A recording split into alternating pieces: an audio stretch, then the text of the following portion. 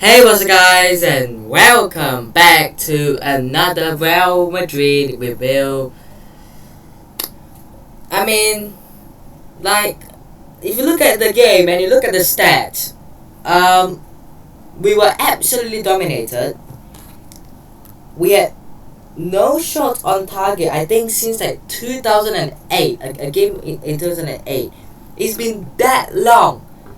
Now I'm gonna bring up the stats because I can't remember the exact stats.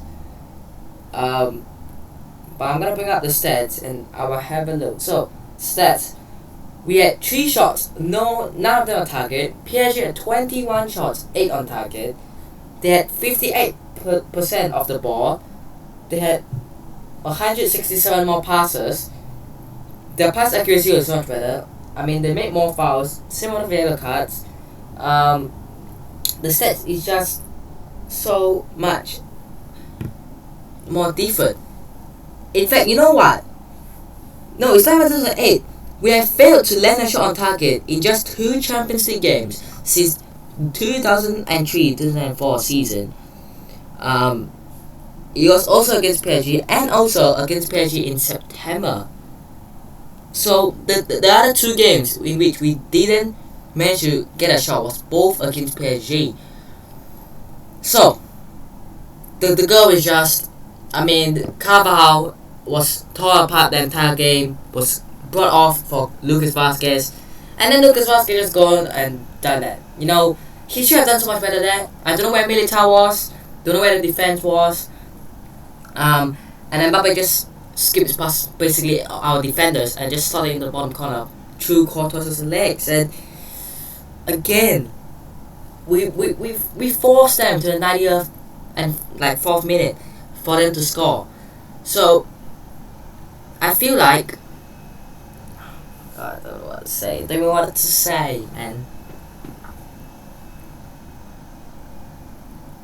I mean, it was heartbreak where we just, we haven't defended well. I mean, especially when I got Modric trying to defend Mbappe. Benzema wasn't fully fit yet. He started. Asensio, this wasn't a game for him. Yeah, he started.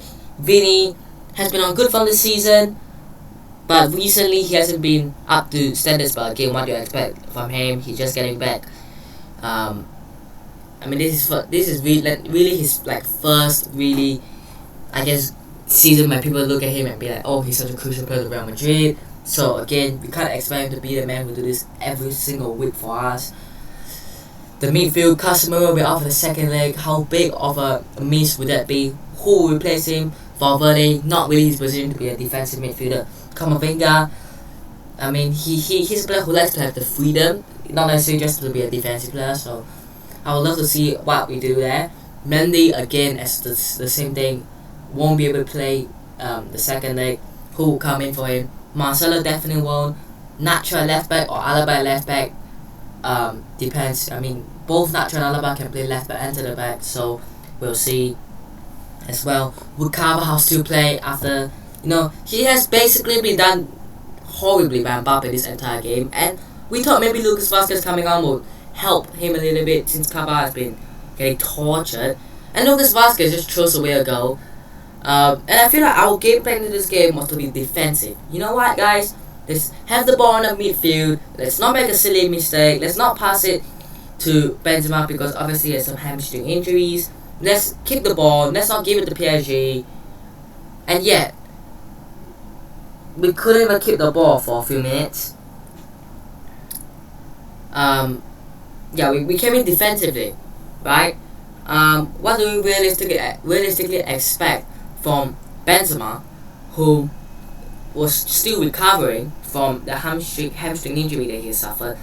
We could have just started Jovic, because what Benzema probably created that game would have been what Bale, Jovic, Hazard, what they could have done. They could have maybe even done more than Benzema did in that game.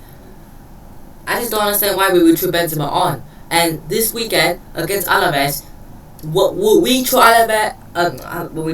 My God, I can't even speak. Will we throw Benzema on again? That's the kind of question that I am asking. That's the kind of thing I'm wondering. Would Benzema play? Would we risk him? Obviously, when we got into the PSG game, everyone was like, you know what? Let's not start Benzema, right? But the club decided to, and the reason why Ancelotti and basically the club itself started Benzema is because if Benzema produces some magic, it's very good. In which obviously he didn't. If he scores a goal or two, if he helps us win the game, great. But even if he does, what if his injury becomes more serious? And that's the kind of question we have to answer here.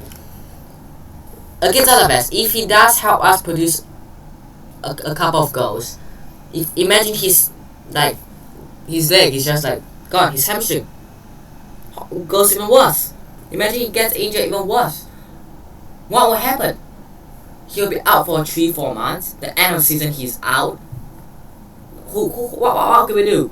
Would we risk Benzema for one game against Alaves? Which, by the way, I know this season has been horrible, but technically we should be beating Alaves even without Benzema. No disrespect to them, right?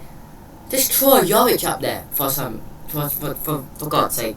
Throw him there, right? Give him the chance. He might not perform, but let's not risk Benzema. Throw Bale, throw Hazard. I don't care. Bale was actually good against Villarreal. Hazard was good against Alcoyano. And again, these standards are getting down. Jovic was good against Sociedad. I feel like these players have been good this season. It's just they are not consistently performing, and when they don't consistently perform, they are not getting chosen, and it just recycles. They get chosen, they perform well, then they don't perform consistently, they get back to the bench, and then they perform well, they come back to the team. It just keeps happening, right? So I feel like we have to give these players a chance and let Benzema rest. Let him rest for this game at least, and we'll see if he's hopefully even more fit for the PSG game. And again, I know we did lose against PSG, but at the moment it's only a 1-goal difference. It's not that bad. It's not 3-0. It's not 4-0. And I was thinking to myself this. I don't think many people have talked about this.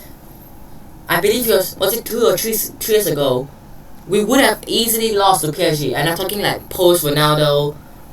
Maybe we still have Ramos, Varane, but a few seasons ago, after Ronaldo, we would have probably lost to PSG 5-0 or something like that. To lose 1-0 without a number 9, with Mbappe just tormenting Carvajal, I feel like this is a good result in my opinion, and I can understand why a few Real Madrid fans are celebrating. They're celebrating over this result as if it's a victory. And a lot of people are like, oh, they're celebrating because Mbappe scored. I don't, because what if Mbappe doesn't come to Real Madrid or doesn't join Real Madrid? I mean, anything could happen, right? And I don't think we should personally be celebrating a defeat. For me, even as a Real Madrid fan, even I'm hyped up by Mbappe, Haaland, all that kind of stuff. If any of these guys knock us out of the competition, I would not be happy because it's them. I don't care if it's Messi who scores, Neymar, Mbappe, Ramos, whoever, I would still be upset, right? I don't care who scores it, and I think this is kind of mentality they would put in. But let's talk about the chances that they have had. I mean, let's not talk about all of them because a lot of the shots from Mbappe, Messi, all straight at Courtois, all went wide. Courtois did have a Messi penalty, that was pretty big. I believe Messi has got every single penalty against Real Madrid. Maybe this is his first one that he's missed. Fair enough. Thibaut Courtois. I mean, the fact that we were celebrating the same penalty, like as if we have won the Champions League, for example, is just a little bit too much. I feel like exaggeration. I don't think we should be celebrating that way, but you can understand. When we're going to the second leg, we've got majority of the home crowd backing us, supporting us. I feel like we can still turn this around. We just did 1 goal and to bring it into extra time, penalties. Obviously, there's no away goal rule, so if PSG score, it's not a big, because if PSG score and we score 2, it's 2-2 going to extra time, right? They don't get the advantage, right? So, what I'm hoping for the PSG game is no Marcelo, please, because I mean, like, gosh, he can't even keep up with anyone nowadays. Oh dear, you'll be horrified to see Marcelo play. Just throw Nacho in at centre back, Alaba left back. I'm fine with that, right? How are we gonna cope with Casemiro and Mendy not being able to play the second leg? Valverde isn't in his position, but I will still play Valverde. I will actually play Valverde over Asensio, because I feel like maybe not over Asensio, but I would have loved to see Valverde play over Asensio for this game, at least. But maybe Camavinga at the DM role, maybe move Modric a little bit backwards. I'll have Rodrigo playing over Asensio because he's got something. He's got some energy and pace on him.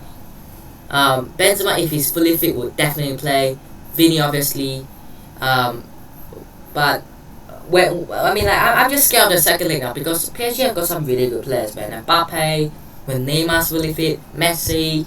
I mean, their midfield was incredible. Who knew that Verratti, Danilo, Pereira, and Paredes was gonna be running the midfield show? We just had no creativity in this game, and I feel like we need something in this game. And we need something in the second leg. However, we'll look forward now to the Alaves game, and hopefully we can pick up 3 important, huge points because Sevilla are really closing us down.